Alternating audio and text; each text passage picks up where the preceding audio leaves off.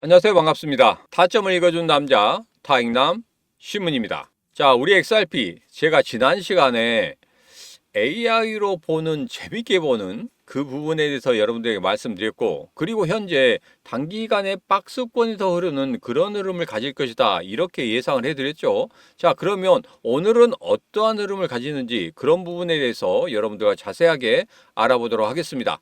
자, 오늘도 우리 XRP 중요한 세 가지 이야기를 해보도록 하겠습니다. 자, 첫 번째로 캔들이 골드선을 돌파했다. 과연 어떤 의미일까요? 그 부분 여러분들과 자세하게 살펴보고, 두 번째로 뭔가 착착 진행되고 있는 그런 모습을 볼 수 있습니다. 자, 그리고 마지막인 세 번째로 5월 4일 전에 저는 3,259원을 돌파하고 지지하는 흐름을 보일 것이다 이렇게 예상을 하고 있습니다. 자, 그런 다음에 어떻게 흘러갈까요?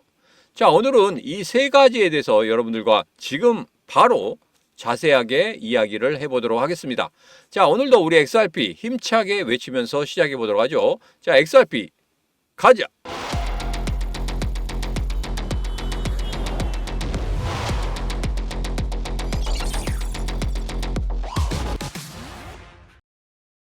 자, 첫 번째 이야기입니다.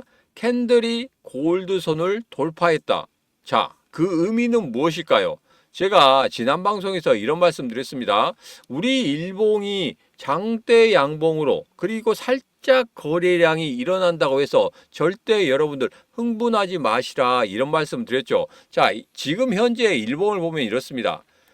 조금 확대를 해보면 지금 캔들이 골드선을 돌파하는 흐름을 가졌습니다. 자, 그런데 본격적인 매수의 신호는 여기에서 골드선을 빨간색 선이 상향 돌파하는 이런 흐름이 나와야 되는데, 지금 현재 그런 흐름은 나오고 있지 않고 서로 붙어서 가려고 하는 그런 모습을 나타내고 있다. 서서히 어떠한 모습이다? 매수의 신호가 나오려고 하는 그런 모습을 보이고 있다. 자, 그렇다고 하면 여러분들에게 또 하나 매수의 신호를 더 봐야 된다고 했죠. 바로 뭡니까? 시문의 심리선, 기준선을 상향 돌파하는 그런 흐름이 나와야 된다. 그런 흐름이 나오면 매수의 신호다 이렇게 말씀드렸습니다. 자, 그래서 위에 있는 그 캔들의 흐름과 지금 아래쪽에 있는 시문의 심리선, 이 기준선의 흐름, 이 흐름을 보면 서서히 매수 신호가 나오고 있다. 자, 한 가지 좀 아쉽다 그런 것은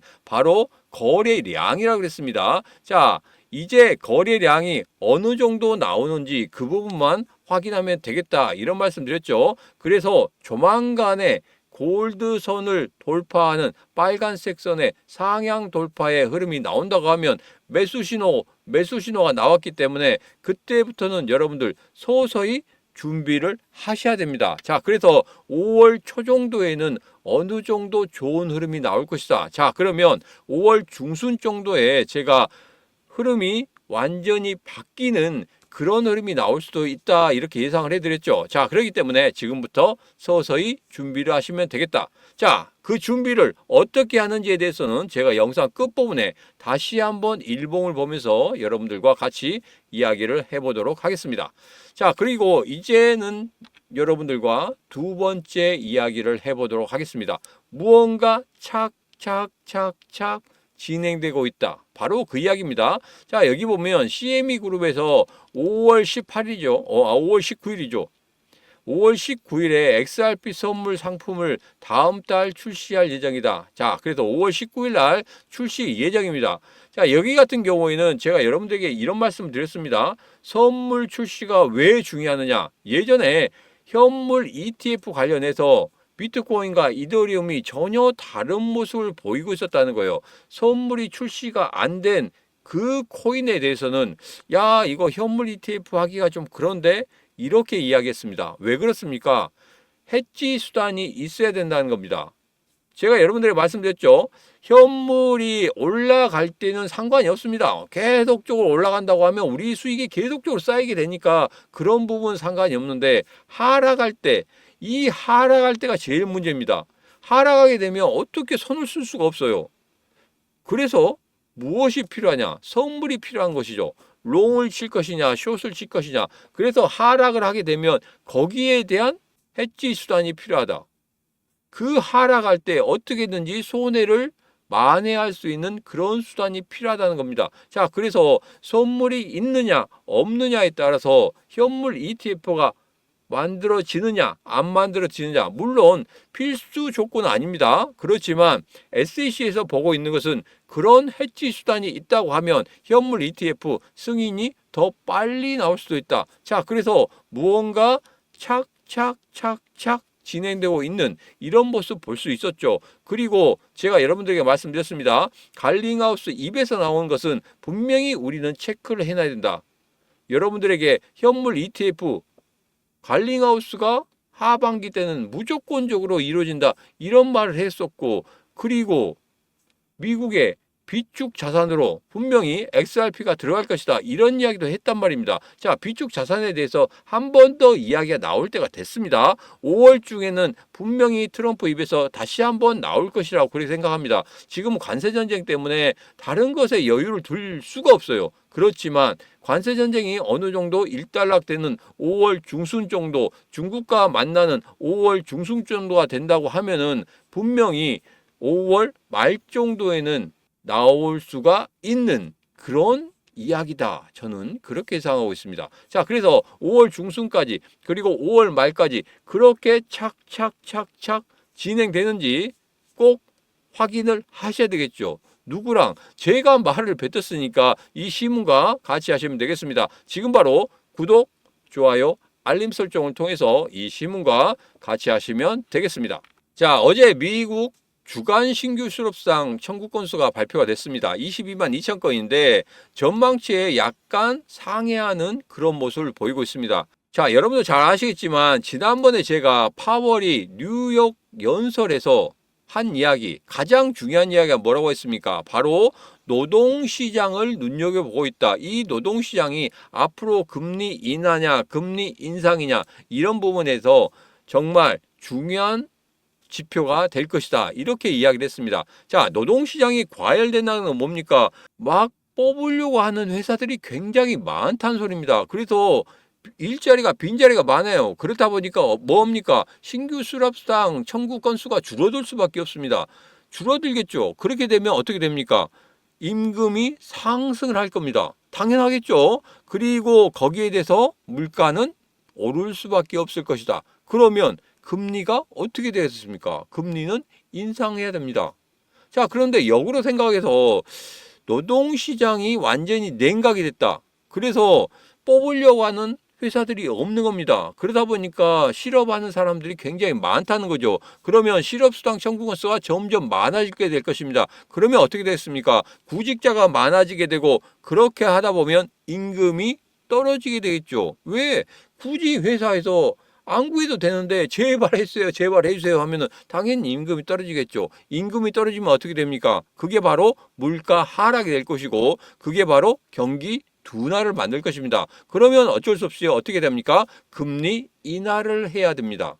자, 이것만 아시게 된다면 지금 현재 노동시장에서 신규 실업 청구 건수가 어떻게 변화에 따라서 지금 금리 인상을 할 것인지 금리 인하를 할 것인지 아니면 금리 동결을 할 것인지 이런 부분에 대해서 여러분 기준이 서게 될 것입니다.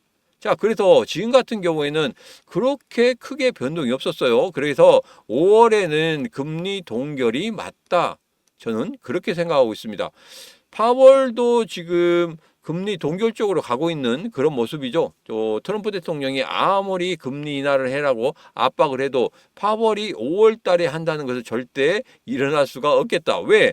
제가 여러분들에게 말씀드렸죠. 파월의 시카고 경제클럽 연설에서 이야기했던 그 부분 여러분들에게 자세히 설명드렸기 때문에 다시 한번 그 부분 상기시키시고, 그리고 5월 달 금리 인하 없다, 6월 달에는 아마 금리 인하가 있을 것이다, 제가 이렇게 예상을 해드리겠습니다. 그래서 6월 달과 7월 달 금리 결정, 두 개의 금리 결정에서는 분명히 금리 인하가 만들어질 수밖에 없다, 제가 그렇게 예상해 드렸기 때문에 그 부분 확인하시고, 이후에 XRP가 금리 인하가 이루어지면 어떻게 된다고 했죠? 그렇죠. 작년 11월 달과 12월 달 같이 급등하는 그런 흐름이 아닌 계단식의 흐름으로 갈 것이다. 이유는 딱 하나라 그랬습니다. 관세 전쟁이 아직까지 발목을 잡고 있기 때문이다. 제가 그렇게 말씀드렸죠. 그 부분 여러분 기억하시면 되겠습니다. 자, 이제는 여러분들과 다시 한번 차트를 보면서 정리를 한번 해보도록 하겠습니다. 자, 제가 지난 방송 때 어떤 말씀 드렸냐면 지금 현재 일봉에서 이렇게 장대 양봉이 생겼습니다. 장대 양봉이 생기면 어떻게 한다 했죠? 그렇죠. 3등분해서 3분의 1 지점 위에서 계속적으로 버티는 가격대라고 하면 이후에 다시 한번 급등의 흐름이 나올 것이다. 이렇게 여러분에게 말씀드렸고 그때 제가 3115원 얼마나 중요한 지선지 이런 부분도 말씀드렸습니다. 그리고 어제 영상에서는 월봉상에서 3104원이 단단한 지지선이다. 이것도 장대 양봉의 시가를 깨지 않는 시가를 한번 살짝 깨고 아래꼬리 달고 올라오는 그런 흐름이었지만 분명히 지켜주는 흐름을 볼 수 있었다. 이렇게 저희가 말씀드렸죠. 그래서 3104원을 절대 깨지 않는 그런 모습이 나올 것이다. 일시적으로 깨더라도 그냥 올라옵니다. 그래서 당분간에는 3,100원이 아주 단단한 지지선이지 않을까 이렇게 생각을 하고 있습니다. 자, 그러나 제가 여러분들에게 말씀드린 거 2,700원까지도 열어놔야 된다. 아니 그 아래까지도 열어놔야 된다. 이런 말씀 드렸죠.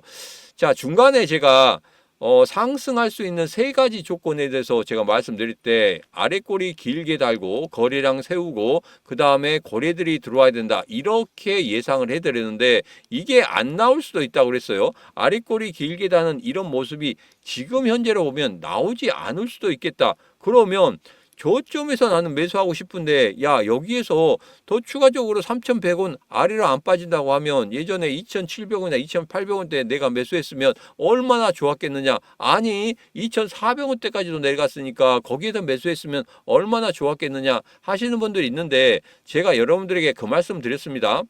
거기에서 사고 나서 3개월, 6개월 동안 지루한 싸움을 하느니 차라리 매수의 신호가 정확히 나왔을 때 그때 여러분들이 그때 매수를 하게 된다고 하면 어떤 식으로 흘러간다고 했습니까? 그렇죠. 3일에서 4일 정도 길면은 5일 정도 이후에 본격적인 상승을 만들 수 있다. 이렇게 말씀드렸죠. 조금 더 나은 자리, 조금 더 가격 부분에서 높다고 하더라도 기다리는 그 시간 전혀 없이 그 돈 가지고 조금 더 빨리 상승할 수 있는 그런 타점만 잡아내면 더없이 좋은 거 아니겠습니까?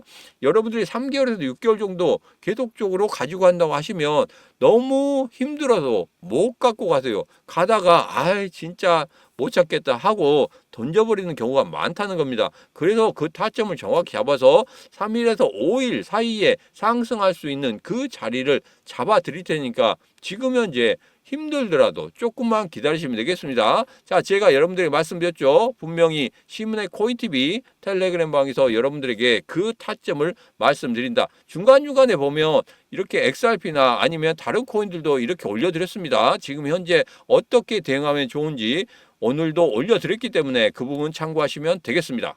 자, 그리고 이제는 정말 중요한 이야기를 한번 하도록 하겠습니다. 자, 드디어 제가 토큰 2049 두바이에 가게 됐습니다. 4월 29일 날 출발해서 5월 2일 날 귀국합니다.